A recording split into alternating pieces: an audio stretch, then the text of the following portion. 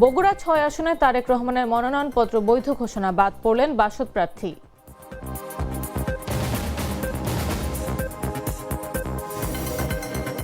দেশের মানুষের জন্য লড়াই কিভাবে করতে হয় তা দেখিয়েছেন খালেদা জিয়া, মন্তব্য রিজভীর।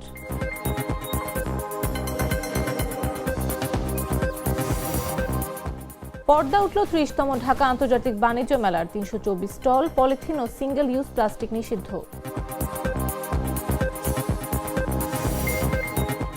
ইমরান খানের পক্ষে অনলাইনে কর্মকাণ্ড আর সাংবাদিকের যাবজ্জীবন, সাংবাদিক সুরক্ষা কমিটি বলছে প্রতিশোধ। এবং টি-20 বিশ্বকাপের স্কোয়াড ঘোষণা করল দক্ষিণ আফ্রিকা। ডিকক নরকিয়াকে ফিরিয়ে শিরোপার লক্ষ্য প্রোটিয়াদের।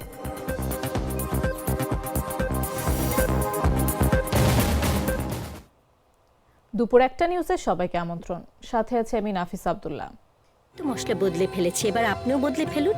একবার প্রাণ গুঁড়া মশলা ব্যবহার করেই দেখুন। বগুড়া ৬ সংসদীয় আসনে বিএনপির ভারপ্রাপ্ত চেয়ারম্যান তারেক রহমানের মনোনয়নপত্র যাচাই বাছাই শেষে বৈধ ঘোষণা করা হয়েছে। শনিবার সকাল 10টা 25 জেলা প্রশাসক ও জেলা রিটার্নিং কর্মকর্তা মোহাম্মদ তৌফিকুর তার মনোনয়নপত্রটি পরীক্ষা করে এ সিদ্ধান্ত দেন। একই আসনে বাংলাদেশ জামাতে ইসলামী মনোনীত প্রার্থী আবিদুর রহমান সোহেলের মনোনয়নপত্র বৈধ বলে ঘোষণা করা হয়েছে। অন্যদিকে বগুড়া ৬ আসনে বাংলাদেশের সমাজতান্ত্রিক দল মনোনীত প্রার্থী দিলরুবা নুরীর মনোনয়নপত্র বাতিল করা হয়েছে। রিটার্নিং কর্মকর্তার কার্যালয় সূত্র জানায়, নির্ধারিত সময়ের মধ্যে আয়কর রিটার্ন দাখিল না করায় তার মনোনয়নপত্রটি বাতিলের সিদ্ধান্ত নেওয়া হয়। মনোনয়ন যাচাই বাছাই শেষে এই আসনে বৈধ ও বাতিল প্রার্থীদের বিষয়ে আনুষ্ঠানিকভাবে ঘোষণা দেন জেলা রিটার্নিং কর্মকর্তা মোহাম্মদ তৌফিকুর রহমান।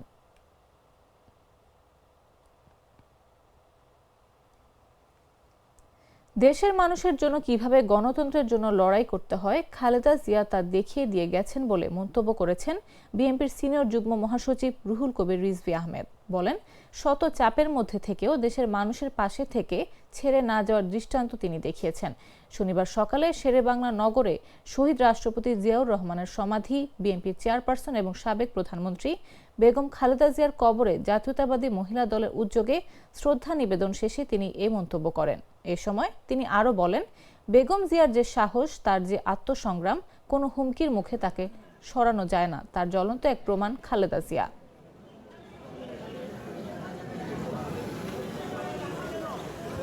দেশনেত্রী বেগম খালেদা জিয়া 4.5 দশকের এক অনবদ্য রাজনৈতিক প্রতিষ্ঠান, যিনি গোটা জাতিকে উদ্বুদ্ধ করেছেন, প্রেরণায় উদ্দীপ্ত করেছেন, গোটা জাতিকে জাগিয়েছেন কিভাবে স্বৈরাচারী, স্বেচ্ছাচারী, ফ্যাসিবাদী দুঃশাসনের মুখে গণতন্ত্রের জন্য লড়াই করতে হয়, কি করে জনগণের পাশে থাকতে হয় এবং অনেক দুঃখ, সংকট, চাপ, হুমকির মুখেও জনগণকে ছেড়ে না যাওয়ার যে দৃষ্টান্ত, সেটা দেশনেত্রী বেগম খালেদা জিয়া তিনি দেখিয়েছেন।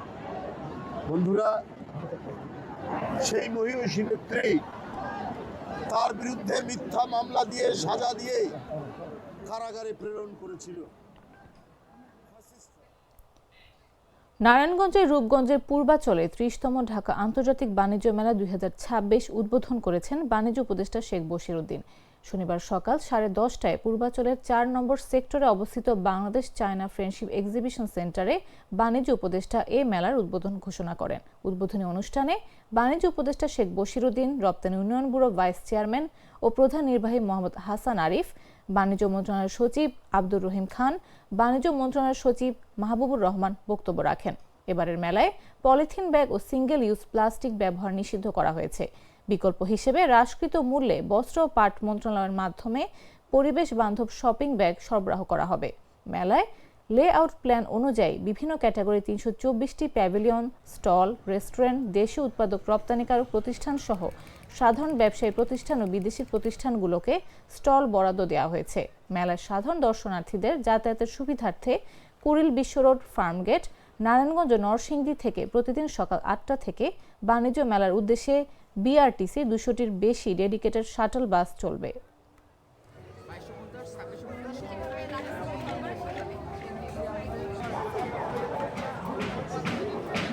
ডান কফি ক্যান্ডি, কররা কফি, কঠিন স্বাদে, হাইকে বলো বাই।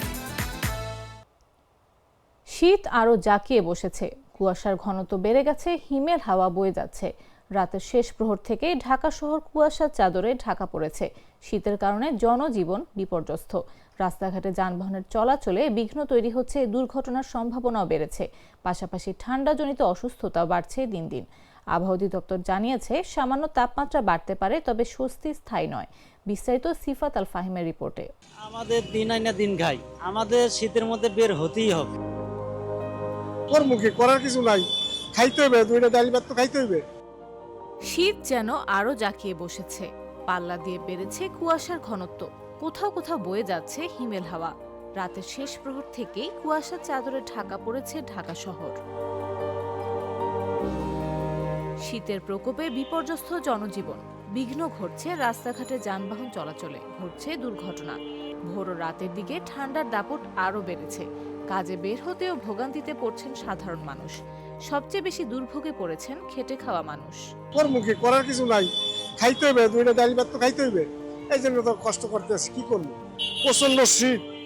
আল্লাহ পাকের খুশি, আল্লাহ পাক যেরকম করে সেরকম থাকা লাগবে। শীতে আমাদের বাইরে বেরোতে খুব কষ্ট হয়। আমরা যেহেতু রাইড শেয়ার করি, আমাদের বাইকের লোকজন উঠতেও জানাতে আমরা শীতের ভিতরে, সেক্ষেত্রে আমাদের ইনকামটা অনেক কমে যায়। আমাদের দিন আইনা দিন খাই, আমাদের শীতের মধ্যে বের হতেই হবে। সবকিছু অপেক্ষা কইরা কষ্ট হলেও আমাদের চলাফেরা করতেই হবে।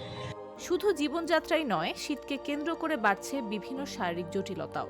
অনেকেই ভুগছেন সর্দি, কাশি, জ্বর, ঠান্ডা জনিত সমস্যায়। রিস্কে লয়ে বাইরে 410 টাকা জমা দেওয়া লাগে, এইবার খাওয়ান, এইবার আবার ফ্যামিলি খাওয়ান লাগে, নানা ঝামেলা।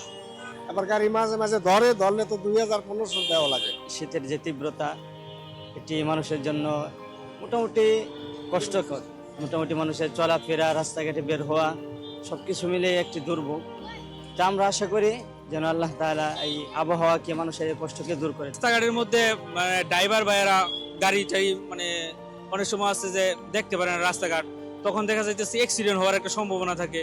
তারপরে আরো সমস্যা হইতেছে মানুষের একটু অসুস্থতা হওয়াটা স্বাভাবিক হয়ে যায় ঠান্ডার কারণে। আর যারা ফুটপাতে থাকে, রাস্তাঘাটে থাকে, তাদের জন্য অনেক কষ্ট হয়ে যায় এই শীতের সকালটা আর কি। দেশ জুড়ে শীতের দাপটের মধ্যে আবহাওয়া অধিদপ্তর জানিয়েছে, আগামী কয়েকদিন তাপমাত্রা সামান্য বাড়লেও স্বস্তির খবর স্থায়ী নয়। প্রশ্ন হলো, কতদিন থাকবে এই শীত, আর কোথায় এর প্রভাব পড়বে সবচেয়ে বেশি? গত কয়েকদিন যেরকম কুয়াশার যেরকম সারা দেশে কুয়াশা ছিল, সেখান থেকে অনেকটাই উন্নতির দিকে এসেছে এবং আগামী 5 তারিখ পর্যন্ত অবস্থার উন্নতির মধ্যেই থাকবে, অর্থাৎ কুয়াশার পরিমাণটা কম থাকবে এবং তাপমাত্রা দিনে মানে রাতের তাপমাত্রা এখন যেটা বাড়তির দিকে আছে, এটা আরও 5 তারিখ পর্যন্ত অব্যাহত থাকবে। এরপর 5 তারিখের পর আবার তাপমাত্রা কমতে শুরু করবে। দেশের 17 জেলার উপর দিয়ে বর্তমানে শৈত্যপ্রবাহ বয়ে চলছে। আবহাওয়া অধিদপ্তর জানিয়েছে, কিছু এলাকায় এই শৈত্যপ্রবাহ সাময়িকভাবে প্রশমিত হতে পারে। দেশের পশ্চিম অঞ্চল এবং উত্তর অঞ্চলে যশোর, চুয়াডাঙ্গা, রাজশাহী ও রংপুর অঞ্চলে শীতের মাত্রা বেশি থাকবে। নিউজ ডেস্ক, জাগো নিউজ। রাজধানীর আফতাবনগরের নকশা ভিত্তিক নিরাপত্তা মান নিশ্চিত করে প্রথমবারের মতো ই-রিকশার পাইলট কর্মসূচির উদ্বোধন করা হয়েছে। বাংলাদেশ প্রকৌশল বিশ্ববিদ্যালয়ের বিশেষ নকশায় তৈরি 3 চাকার এই স্বল্পগতির ব্যাটারি চালিত রিকশা শনিবার সকালে আনুষ্ঠানিকভাবে যাত্রা শুরু করে। শনিবার সকাল 9:30টায় আফতাবনগরের জি ব্লক মেইন মোড়ে এই কর্মসূচির উদ্বোধন করা হয়। উদ্বোধনী অনুষ্ঠানে বক্তারা বলেন, ই-রিকশা ঢাকার বাস্তবতায় টিকে থাকতে হলে এর কাঠামো, ব্রেকিং, ব্যাটারি নিরাপত্তা এবং আরোহীর সুরক্ষা নিয়ে বৈজ্ঞানিক পরীক্ষার বিকল্প নেই। এই পাইলটিং কর্মসূচির মাধ্যমেই সেই মান যাচাই করা হবে। তারা জানান, নতুন নকশার এই ই-রিকশা সাধারণ ই-রিকশার তুলনায় অনেক বেশি স্থিতিশীল। দুর্ঘটনার ঝুঁকি কমাতে এতে গতি নিয়ন্ত্রিত ও উন্নত ব্রেকিং সিস্টেম সংযোজন করা হয়েছে। এছাড়া ব্যাটারি নিরাপত্তার মান যাচাই করেই এটি তৈরি করা হয়েছে। পাইলট পর্যায়ে বাস্তব সড়কে চালিয়ে রিকশাটির ব্রেক, ব্যাটারির সক্ষমতা, গতি নিয়ন্ত্রণ, আরোহীর আরাম, কম্পন সহনশীলতা এবং চালকের নিয়ন্ত্রণ দক্ষতা মূল্যায়ন করা হবে। আল্লাহ সর্বশ্রেষ্ঠ রেখে তারা তোমাকে দাঁড়ানো অবস্থায় রেখে একদিনের ব্যবধানে 2.8 ডিগ্রি তাপমাত্রা কমে মৃদু শৈত্যপ্রবাহের কবলে পড়েছে উত্তরের জেলা নওগাঁ। শনিবার সকাল 9টায় এই জেলায় 9 ডিগ্রি সেলসিয়াস তাপমাত্রা রেকর্ড করা হয়েছে, যা চলতি বছর এখন পর্যন্ত এই জেলার সর্বনিম্ন তাপমাত্রা। নওগাঁর বদলগাছি কৃষি আবহাওয়া পর্যবেক্ষণ কেন্দ্রের পর্যবেক্ষক মিজানুর রহমান বলেন, শনিবার সকাল 9টায় জেলায় 9 ডিগ্রি সেলসিয়াস তাপমাত্রা রেকর্ড করা হয়েছে। এর আগে গতকাল তাপমাত্রা রেকর্ড করা হয়েছিল 11.8 ডিগ্রি সেলসিয়াস। সেই হিসেবে 24 ঘন্টার ব্যবধানে এ জেলার তাপমাত্রা কমেছে 2.8 ডিগ্রি সেলসিয়াস। উত্তর থেকে বয়ে আসা হিমেল হাওয়ায় শীত আরও বাড়তে পারে বলে জানান তিনি। স্থানীয় বাসিন্দারা জানান, ভোর থেকে কুয়াশায় ঢাকা চারপাশ, সাথে হিমেল হাওয়ায় তীব্র শীত অনুভূত হচ্ছে। গত 2 দিন সূর্যের দেখা মিললেও আবারও বিকেল হতেই তাপমাত্রা নিম্নগামী হতে শুরু করে। রাত বাড়তে থাকলে শীতও বাড়তে থাকে। শীত বাড়ার সঙ্গে সঙ্গে ছিন্নমূল মানুষ ও খেটে খাওয়া মানুষের দুর্ভোগ বাড়ছে।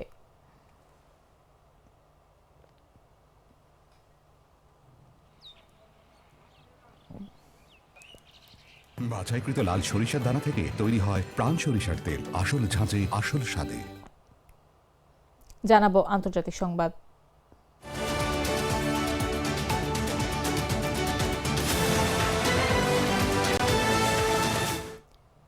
পাকিস্তানের একটি সন্ত্রাস বিরোধী আদালত 8 জন সাংবাদিক ও কয়েকজন অনলাইন মন্তব্যকারীকে যাবজ্জীবন কারাদণ্ড দিয়েছে। তারা সাবেক প্রধানমন্ত্রী ইমরান খানের পক্ষে অনলাইনে কর্মকাণ্ড পরিচালনার সঙ্গে সংশ্লিষ্ট সন্ত্রাস বিরোধী অপরাধে দোষী সাব্যস্ত হয়েছেন। সাজা এসেছে 2023 সালের 9 মে সংঘটিত সহিংস বিক্ষোভের মামলার ভিত্তিতে।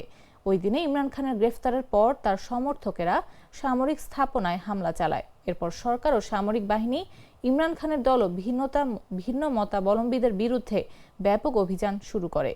অভিযুক্তদের কর্মকাণ্ড পাকিস্তানি আইনে সন্ত্রাসবাদের আওতায় পড়ে এবং তাদের অনলাইন কন্টেন্ট সমাজে ভয় ও অস্থিরতা ছড়িয়েছে রায়ে বলা হয়েছে।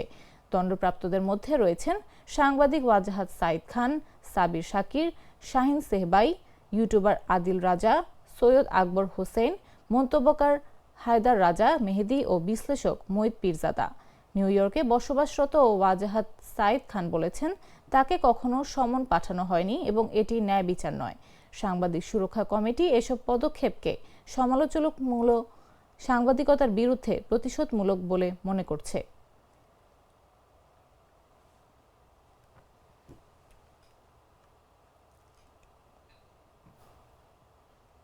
এবারে খেলার খবর।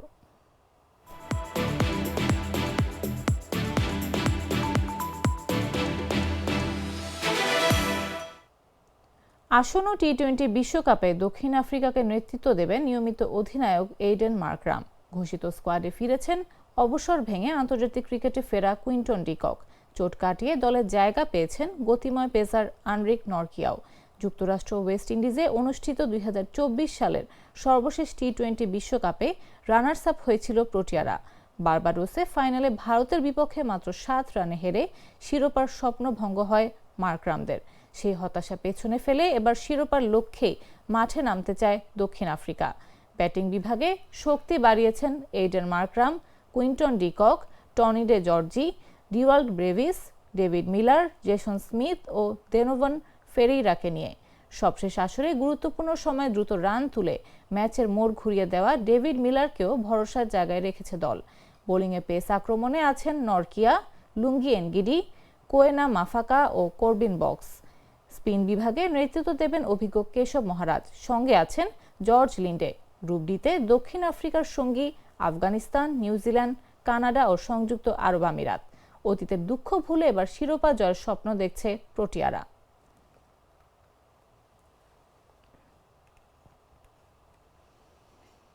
সংবাদ শেষ করার আগে শিরোনামগুলো জানিয়ে দিচ্ছি আরো একবার।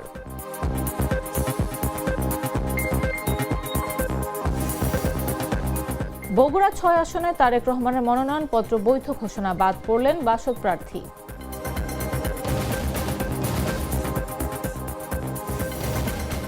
দেশের মানুষের জন্য লড়াই কিভাবে করতে হয় তা দেখিয়েছেন খালেদা জিয়া, মন্তব্য রিজভীর।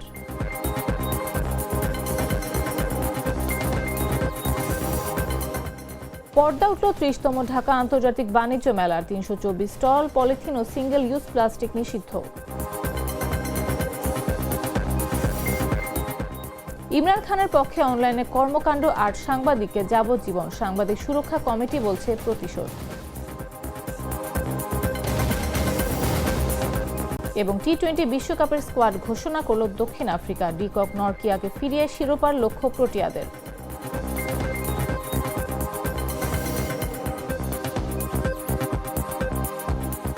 দর্শক, এই ছিল এখনকার মতো।